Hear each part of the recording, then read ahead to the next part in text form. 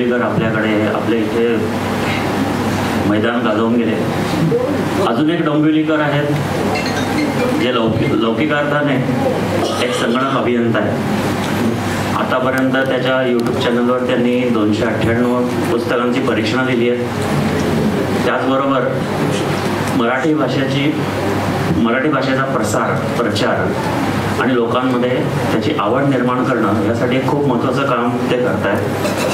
घरबसल्या सोप्या पद्धतीने मराठी गुजराती शिकता यावं यासाठी त्यांनी काही ट्युटोरियल्स बनवली आहेत स्वतः आपल्या अशा अत्यंत व्यस्त अशा जीवनशैलीतनं सुद्धा.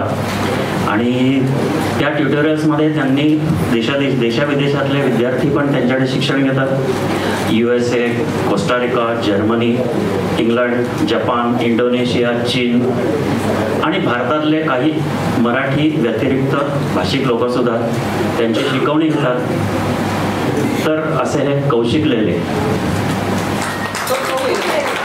कौशिक लेले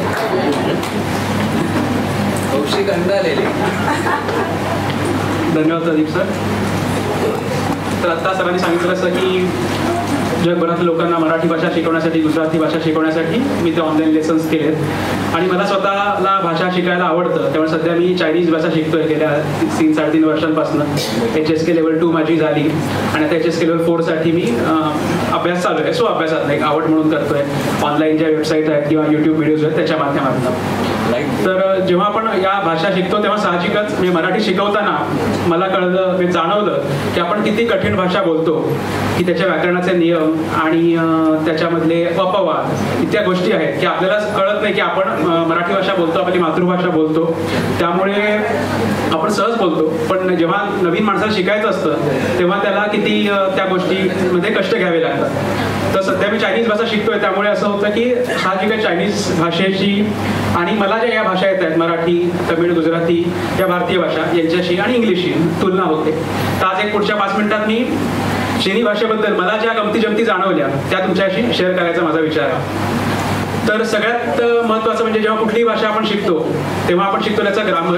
याच्यामध्ये आपण वर्ब कॉन्ज्युगेशन, ही क्रियापदाची रूपं कशी तयार होतात, भूतकाळातली, भविष्यकाळातली, वर्तमान काळातली. मी सगळ्यांना आपल्या शाळेतलं संस्कृत आठवत असेल की आपण सगळे ते प्रत्यय पाठ करायचो. मी, वहा, महा, सी, ता, द, ती, तान, ती, मत, तिन्ही रूपातलं. तर तुम्ही स्पॅनिश शिकत असाल, जर्मन शिकत असाल तर तो तुमचा अनुभव असेल. पण या बाबतीत चिनी भाषा अतिशय सोपी आणि अतिशय लॉजिकल आहे, कारण तिथे काळ ही संकल्पना नाही. काळ ही संकल्पना नाही याचा अर्थ काळानुरूप क्रियापदाची रूपं बदलत नाही. म्हणजे आता आपण मराठीत कसं म्हणतो, मी बोलतो, वर्तमान काळ, मी बोलीन, भविष्यकाळ, मी बोललो, ही रूपं तयार झाली. आणि अजून त्याची प्रत्यय आणि हे सगळे आहे. तर नवी शिकायला सगळे पाठ करावं लागतं. तर चिनी भाषेमध्ये ते सोपं आहे. बोलणे हा शब्द आहे ना असाच ठेवायचा. मी आत्ता बोलणे म्हणजे आय एम स्पीकिंग, मी उद्या बोलणे म्हणजे मी उद्या बोलीन, मी काल बोलणे मी काल बोललो. प्रश्न आहे त्याला एकदा बोलणे हा शब्द कळला की त्याच्यासाठी वाक्यरचना सोपी झाली. त्यामुळे त्याला क्रियापदाची रूपं, रचना याची काही भानगड नाही. दुसरं मराठीतलं एक आणि बहुतेक भारतीय भाषातलं एक वैशिष्ट्य आहे की लिंग व्यवस्था, की आपल्याकडे पुल्लिंग, स्त्रीलिंग, नपुंसकलिंग आहे. जिवंत माणसं किंवा प्राणी यांच्यामध्ये आपण समजू शकतो की स्त्रीलिंग, पुल्लिंग, नपुंसकलिंग आहे. पण आपण प्रत्येक निर्जीव वस्तूला सुद्धा लिंग दिलेलं आहे. म्हणजे काय, हे टेबल, हा प्रोजेक्टर, हे प्रेझेंटेशन, ही स्क्रीन. आता हा प्रोजेक्टर आहे, पुल्लिंगी केला आपण. हे प्रेझेंटेशन नपुंसकलिंगी केलं आपण. ही स्क्रीन स्त्रीलिंगी केलं आपण. तर जेव्हा माझे विद्यार्थी शिकतात तेव्हा त्यांना याप्रमाणे आपल्याला रचना बदलायची असते ना. कारण प्रोजेक्टर चालू केला, स्क्रीन उघडली, प्रेझेंटेशन दाखवले, हे रूपं बदलली. मग ते विचार तुम्ही असं काय बघितलं याच्यामध्ये की जे ठरवलं तुम्ही, हे पुल्लिंगी, स्त्रीलिंग, नपुंसकलिंग, की म्हणजे ती बस, ते विमान, तो ट्रॅक्टर, वाहनच ना. म्हणजे असंही नाही की तुम्ही वाहनाला नपुंसकलिंग असं नाही.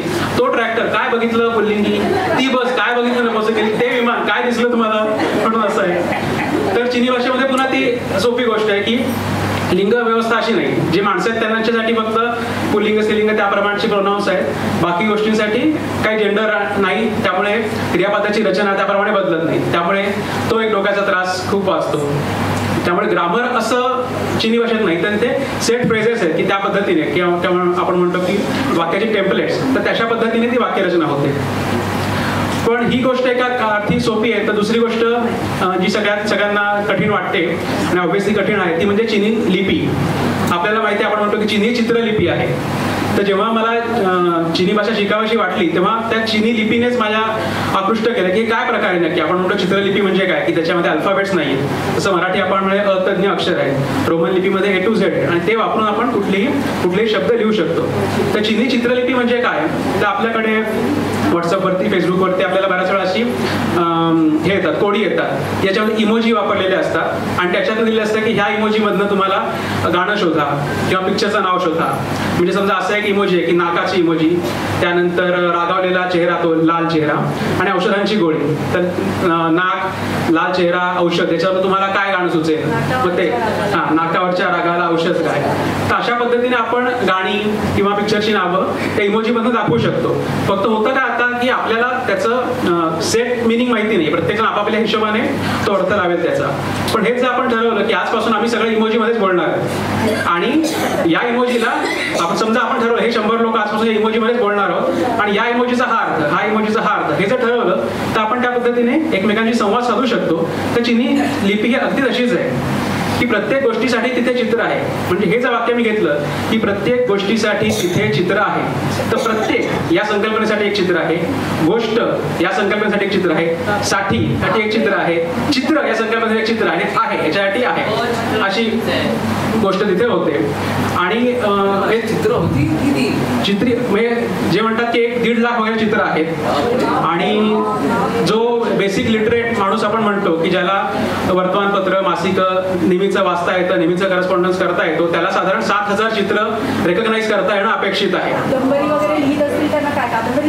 हो, सगळं 5,000 वर्ष दिली संस्कृती आहे, त्यामुळे सगळं आहे त्याच्यामध्ये. तर ते तुम्हाला चित्र ओळखता आली पाहिजे. तर जेव्हा HSK लेवल 2 असतं, म्हणजे लेवल असतात, तर त्यात असं असतं की पहिल्या लेवलला 150 चित्र दिलेली असतात, ती तुम्हाला रेकग्नाइज करता आली पाहिजे. पुढच्या वेळी अजून 300 वाढतात असं नाही ठरवलं की based on the frequently use pictures.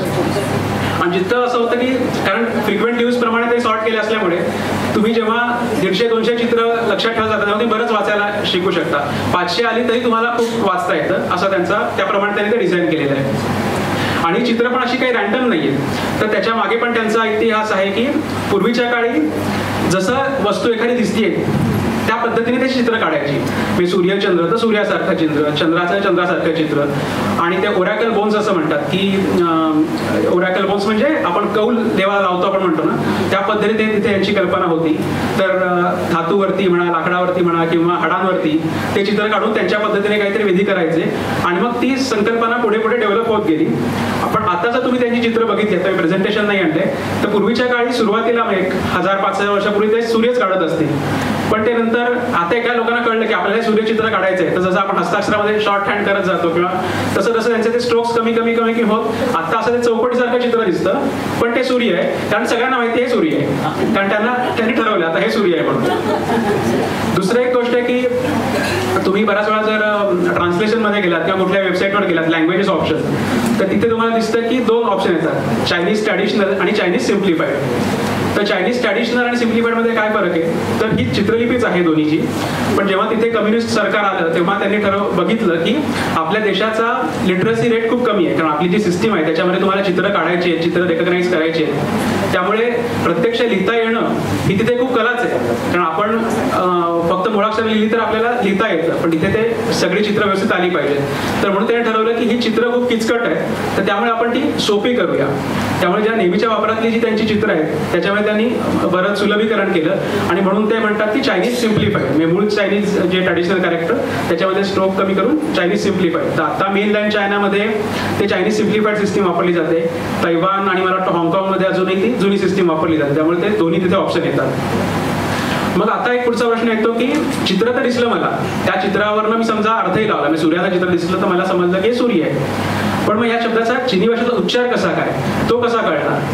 कारण आपण जेव्हा मराठी लिहितो तेव्हा आपण आपली उच्चारानुरूप लेखन पद्धती, त्यामुळे आपल्याला अर्थ कळणार नाही कदाचित त्या शब्दाचा, पण उच्चार कळेल. तर तिथे म्हणजे तुम्हाला एखादं नवीन चित्र दिसलं तर तुम्हाला त्याचा अर्थ माहिती पाहिजे किंवा कुठल्या तरी माहितगार माणसाला विचारलं पाहिजे की हे नवीन चित्र काय. तर आता आपण डिक्शनरीमध्ये ते बघू शकतो. तर ते सांगण्यासाठी तिथे पिंगिन नावाची सिस्टीम वापरली जाते. पिंगिन, PINYIN. पिनyin. तर ते म्हणजे काय, रोमनायझेशन. जसं आता आपण व्हॉट्सअप चॅटवरती मराठीमध्ये लिहिताना की मला उद्या भेट, MALAUDYBHET, तर त्याच पद्धतीने त्यांनी सिस्टीम ठरवलेली आहे की या अक्षराचा उच्चार असा होईल, बीचा असा, पीचा असा, आणि ती पूर्ण सिस्टीम आहे. तर त्यांच्या सुद्धा शाळेमध्ये कॅरेक्टर्स पण शिकवतात आणि ते पिनयिनने पण शिकवलं जातं. मग पुढचा प्रश्न मला शिकताना असा पडला, जर मला पिनयिनने ते लिहिता येतंय सगळं, तर मग ते कॅरेक्टरची भानगड कशाला ठेवायची? मग सगळं रोमन मध्येच तुम्हाला लिहिता येईल ना. पण त्यात पण पुन्हा दोन गमती आहेत.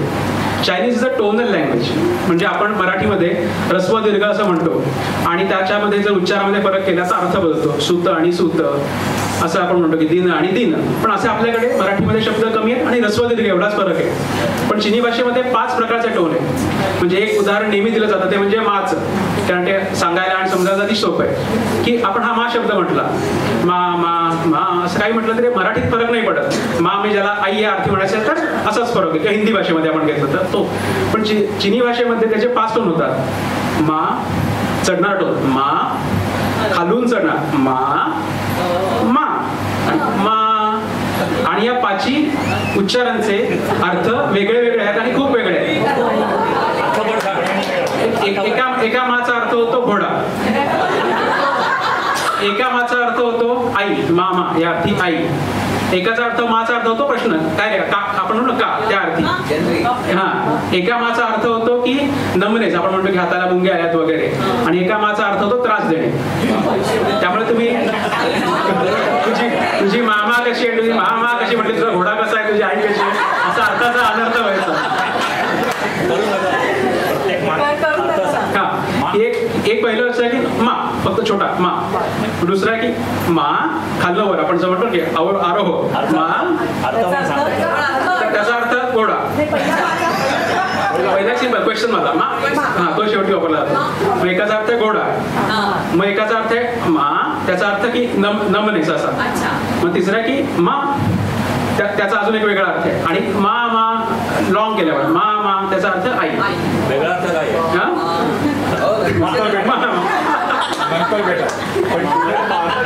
काय चुकलं तर मारतात का? अर्थ चुकला आणि त्याला कळलं नाही की तुम्ही शिकताय. तसं बेसिक शब्द आहे की वन, याचा अर्थ आहे की विचारणे, पण त्याचा उलटा केला. म्हणजे वनचा अर्थ आहे किस, चुंबन घेणे, आणि वनचा अर्थ आहे आस, विचारणे. त्यामुळे जर तुम्ही शिकता, तुम्हाला जर टीचरला विचारायचं आहे वननी, त्याचा अर्थ होईल की मला आस्क मी वननी I want to kiss you, असं झालं.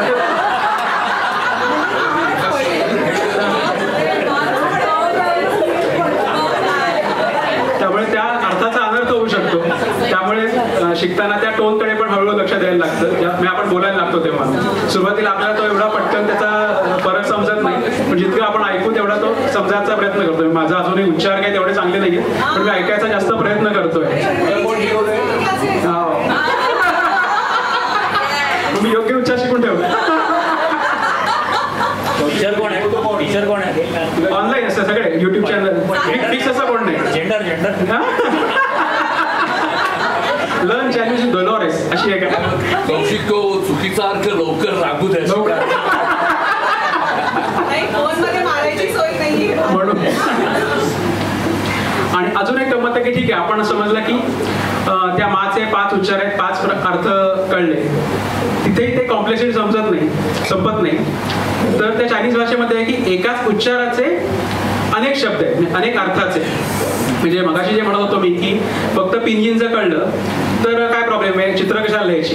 मी आता त्याच्यामध्ये कसं ते आपण मगाशी म्हटलं की 5 त्याचे टोन्स आहेत, तर त्याच्यासाठी सिम्बॉल आहेत. म्हणजे अशी वरती डॅश दिली त्याचा अर्थ चढणारा उच्चार, उलटा व्ही काढला तर त्याचा अर्थ व्ही काढला तर खालून वर जाणारा सिम्बॉल, असं आहे. पण या एकेका उच्चाराचे सुद्धा खूप अर्थ आहे. म्हणजे त्यातला खूप कॉमन शब्द आहे की श, हा एक शब्द आहे, तर त्याचे परत 5 उच्चार होतील. श श श श श. पण या एकेकाचे सुद्धा खूप शब्द आहेत. श असं म्हटलं तरी त्या उच्चाराचे खूप शब्द आहेत. तर त्यात एक चायनीजमध्ये एक आपण म्हणतो अतिशयोक्ती करून फक्त श या शब्दाचे वेगवेगळे उच्चार धरून एक कविता आहे. त्यात श श श श श श श श श श श श. पण या प्रत्येक शचा अर्थ वेगळा आहे. त्याचा अर्थ होतो की हे poet going to lion eating the poet in the den असं काय काय अर्थ आहे. म्हणजे तुम्ही जर फक्त ते श लिहिलं पिंगिनमध्ये तर तुम्हाला त्याचा अर्थ कळणार नाही, कारण हा नक्की श कुठला आहे. त्यासाठी तुम्हाला ते चित्रच तिकडे दाखवायला लागेल, कारण त्या चित्रावरून तुम्हाला कळेल ना इथे हा शचा अर्थ कवी आहे, या शचा अर्थ गुहा आहे, या शचा अर्थ कविता आहे, या शचा अर्थ लायन आहे.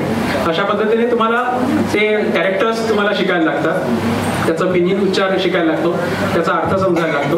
त्यामुळे ग्रामरचा भाग त्यांनी खूप सोपा ठेवलाय, पण हा भाग इथे कठीण आहे. पण ती शिकतानाची मजा येते आणि शिकता शिकता आपल्याला कळतं की सुरुवातीला जितकं आपल्याला ते इलॉजिकल वाटतं तितकं ते इलॉजिकल नाही. म्हणजे त्या कॅरेक्टर्स सुद्धा म्हणजे काही जी बेसिक कॅरेक्टर्स आहेत तीच कॅरेक्टर्स पुन्हा पुन्हा येतात, त्यांच्यातनं ते एकमेकांना जोडून म्हणा एका वर खाली असे लिहून त्याच्याप्रमाणे ते नवीन नवीन कॅरेक्टर्स तयार करतात. आणि एक शेवटचा मुद्दा सांगतो की आपण सध्या म्हणजे मराठी भाषेच्या बद्दल जेव्हा विचार करतो की तेव्हा असं होतं की इंग्लिश भाषेचं किंवा इतर भाषेमधलं खूप शब्द येत आहेत आपल्याकडे आणि मराठी भाषेमध्ये आपण त्याचे प्रतिशब्द तितक्या वेगाने तयार करत नाही. आपण इंग्लिश वापरतो आणि मग तेच उरतात तेच होतात.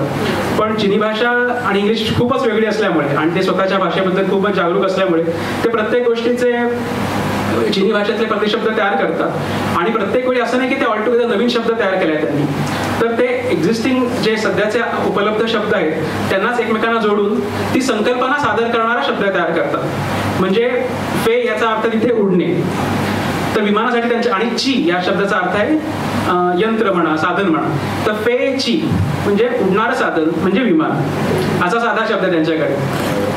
शो म्हणजे हात आणि ची म्हणजे परत यंत्र, तर शो ची म्हणजे विमानाला मोबाईलला म्हणतात ते शो ची, हातात धरायचं यंत्र शो ची. हा किंवा धुलाई यंत्र तसे ते शू शी असं म्हणतात की धुणे कपडे यंत्र, इतकं ते सोपं ठेवतात की आता हो सर